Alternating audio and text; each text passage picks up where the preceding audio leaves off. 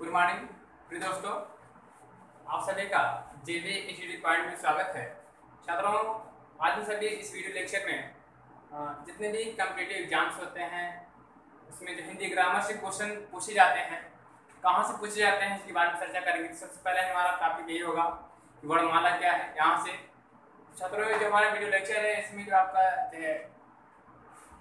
TET हो, super TET हो, UPSC है, यूपी ट्रिपल एससी है, यूपीएसआई है, समय जो है इसका यूज कर सकते हैं, यहाँ सीखेंगे। तो आइए देखिए, मैंने यहाँ पर छात्रों लिख दिया है कि हिंदी वर्णमाला पर एक झलक एक नजर आपको देख लेना है। तो उसी से ये सब चीजें जो है अभी पहले हम जो वर्णमाला पढ़ाएंगे उसके बाद आपको सीखना है कि कहाँ से कहाँ इनका यूज किया जाता है, कैसे कैसे उत्पन्न हो रहे हैं।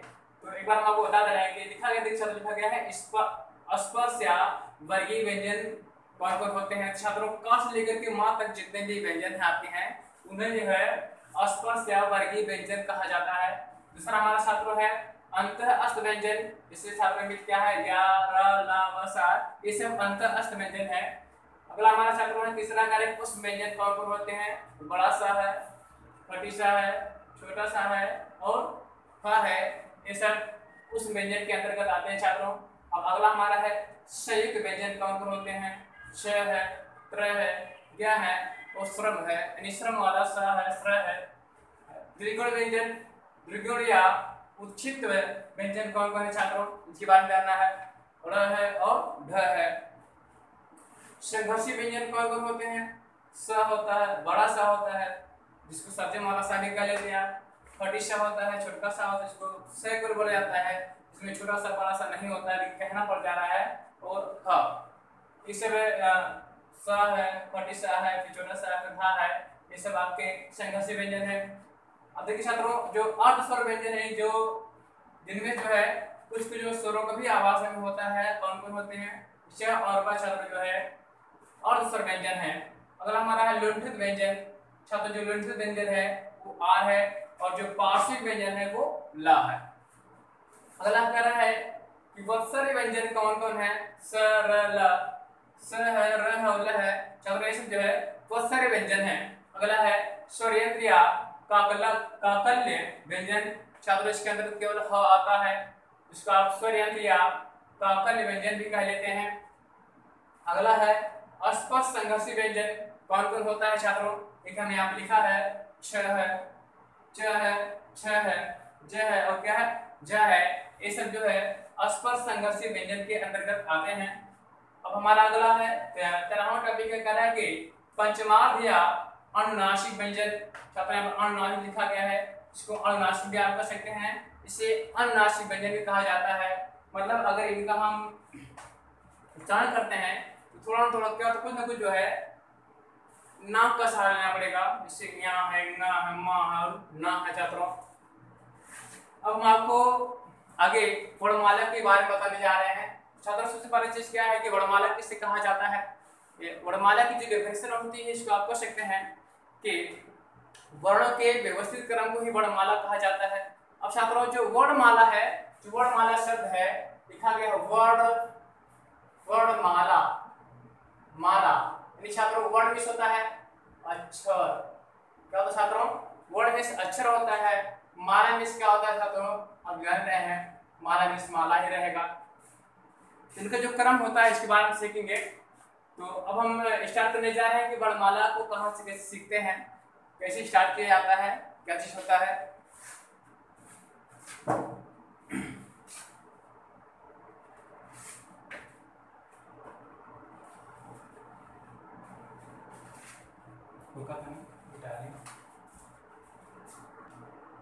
छात्रों, हम आपको जो हिंदी व्याकरण के ऊपर हमारा टॉपिक है वर्णमाला से स्टार्ट करने हम जा रहे हैं।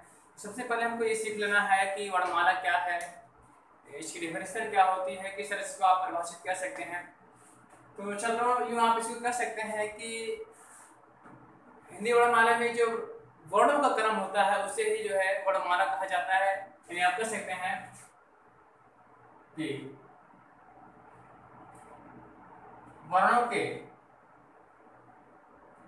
वर्ण के व्यवस्थित क्रम को वर्णमाला कहा जाता है।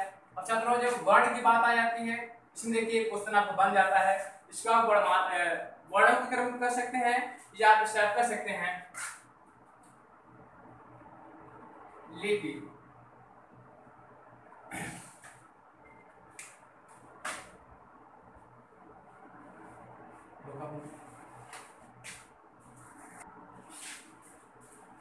छात्रों हमको वर्ण के बारे में जान लेना है, वर्ण जान लेना है।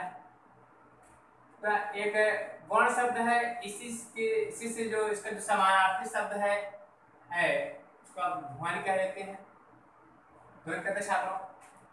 देखिए वर्ण जो होता है इसी वर्णमाला का लिखित क्रम है और ध्वनि जो है ये वर्णमाला का मौखिक क्रम है, इसको आप केवल बोल लेते हैं।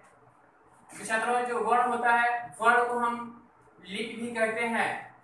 क्या कहते हैं छात्रों? लिपि कहते हैं। अतः छात्रों देखिए यहाँ पर जो वर्णमाला है इसकी एक नई परिभाषा चल करके आ गई कि लिपि चिन्हों के व्यवस्थित क्रम को वर्णमाला कहते हैं। आशा करते हैं छात्रों परिभाषा आई होगी। चलते लेकर के अब देखिए जो हिंदी वर्णमाला की लिपि होती है वो जो है देवनागरी लिपि में होती है, देवनागरी लिपि में होती है छात्रों। जो इंग्लिश में जो अल्फाबेट होता है वो रोमन में होता है, इसमें होता है रोमन में होता है। हमको हिंदी वर्णमाला में जो है देवनागरी लिपि के बारे में ही जान लेना है। लिपि क्या चीज होता है, नहीं जो लिपि चिन्ह होता है वो वर्णमाला के अंतर्गत ही आता है। हमने आपसे कहा कि इसमें दो चीजें हैं, एक वर्ण है, एक क्या है, ध्वनि है। चलते छात्रों लेकर के मैं आपको, अब वर्ण क्या है, अगर पूछता है कि वर्ण और ध्वनि में अंतर क्या है छात्रों, आप यहाँ कह सकते हैं वर्ण जो है ये वर्णमाला के अक्षरों का लिखित क्रम है और ध्वनि जो ये क्या है, लिपि का जो है मौखिक रूप है। इसको आप यहाँ पर लिखित रूप कह सकते हैं, यह आपका लिखित रूप हो जाएगा और ये आपका मौखिक रूप होगा। इसमें छात्र जैसे आज लेकर के यहाँ तक जितने भी आएंगे सब जो वर्ण के अंतर्गत ही आ जाएंगे और इसमें आप जो कुछ भी बोल लेते हैं, जैसे हमने कहा सीता, रीता, गीता, मीता, जल, पानी, अभिषेक, राजा, मैंने बोल दिया ये सब मौखिक रूप है, लिपि का मौखिक रूप है। अगर मैं छात्र यहाँ पर लिख दूं, मैं यहाँ पर राम लिख दूं, राम मैंने लिख दिया, ये मेरा वर्ण का जो है लिखित क्रम हो जाएगा, वर्ण का लिखित क्रम होगा। जिसमें का लिखा, खा लिखा, गा लिखा, घा लिखा, ये छात्रों वर्णों की जो है ये लिखित क्रम है। और यहाँ पर जगह मैंने केवल बोल दिया क, ख है, गा है, ङा है, ये सब छात्र जो है वर्ण का ध्वनि का क्या है, ये मौखिक रूप है, मौखिक रूप।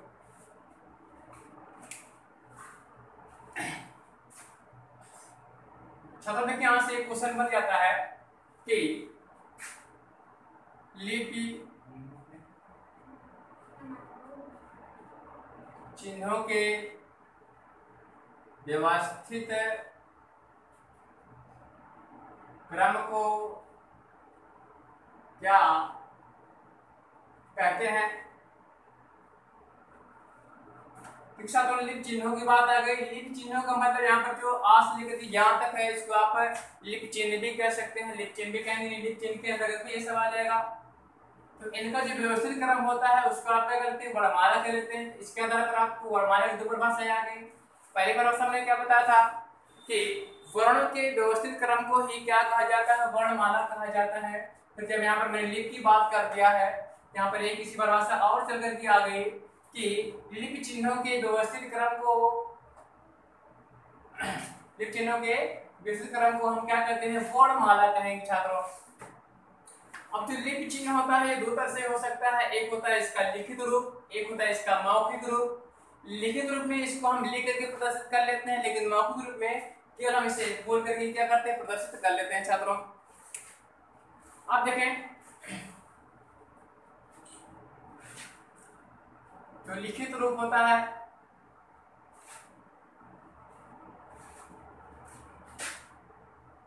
जो वर्ण अक्षर होते हैं छात्रों ये दो तरह के होंगे।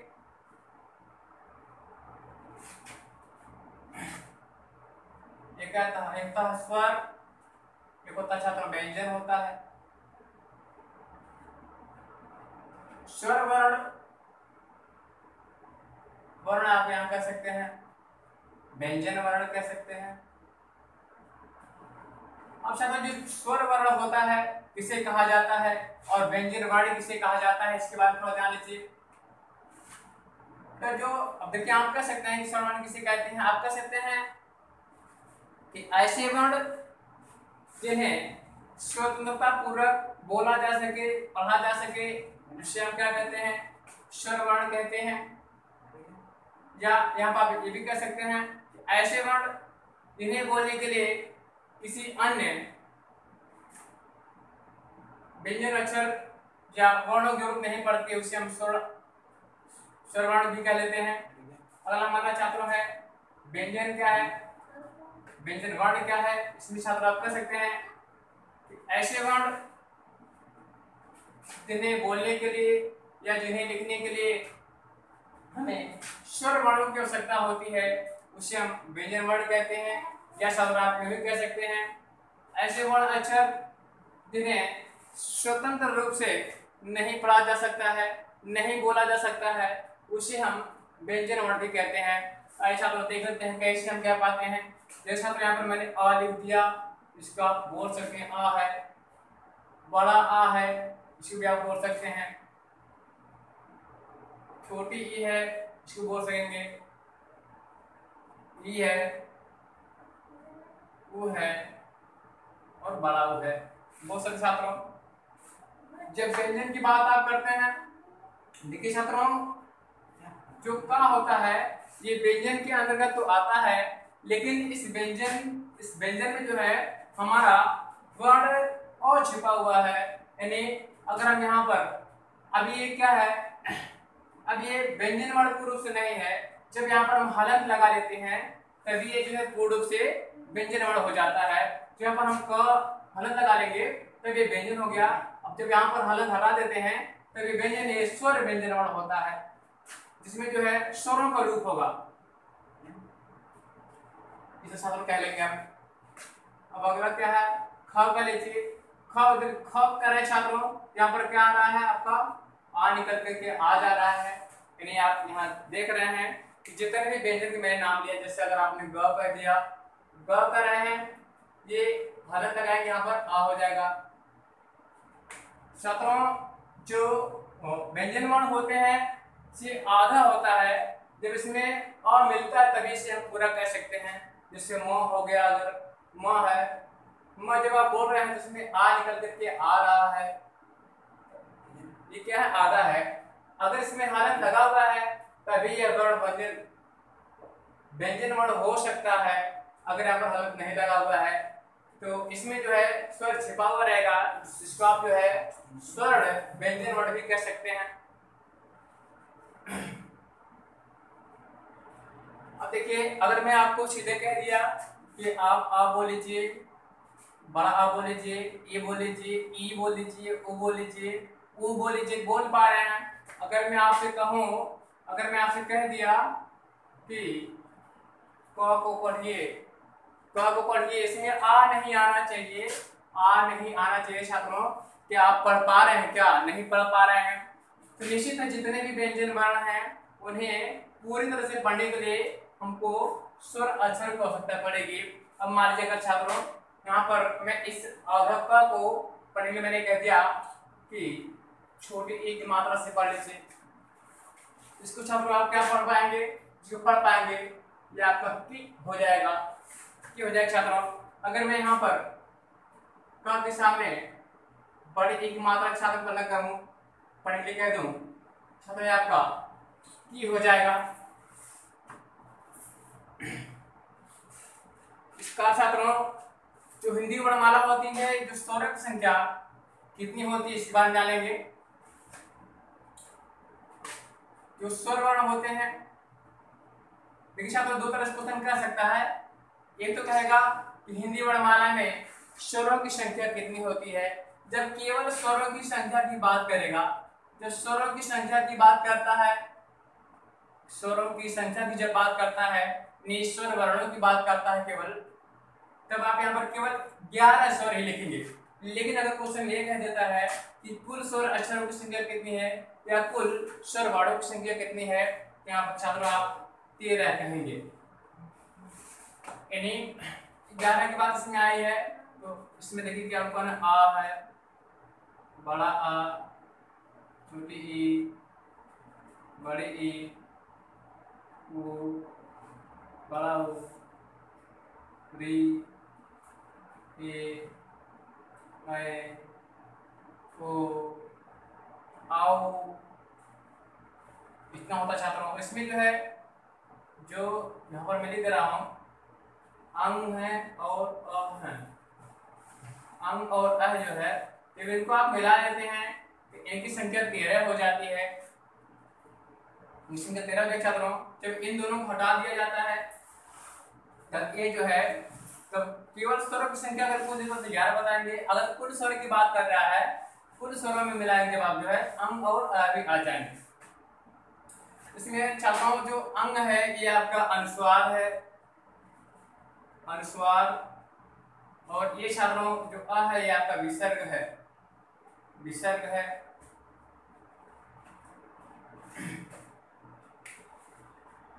तो छात्रों इस बात से स्पष्ट हो गई होगी कि व्यंजन को अगर हमको बोलना है तो स्वर की मात्राओं का होना बहुत जरूरी है। अगर स्वर की मात्राएं व्यंजन वर्णों की हेल्प न करें, इनकी सहायता ली जाए, तो आप व्यंजन वर्णों को बोल ही नहीं सकते हैं। यानी ये आदि होती है, फिर हलंत होता है, हलंत के साथ पूरा नहीं बोल सकते हैं आप। तो ये रहेगा। बस छात्रों इस वीडियो लेक्चर में इतना ही। अब अगले वाले हम वीडियो लेक्चर में आगे सीखेंगे कि जो स्वर की संख्या होती है, इन पर जो मात्राएं होती हैं, इस तरह से मात्रा लगाई जाती है। धन्यवाद छात्रों। यदि आपको हमारा वीडियो पसंद आया हो तो वीडियो को लाइक कीजिएगा और चैनल को सब्सक्राइब कीजिएगा, और कमेंट सेक्शन में लिखना नहीं भूलिएगा कि जो हमारा क्लास रहा कैसा रहा, अच्छा है या कैसा है। धन्यवाद।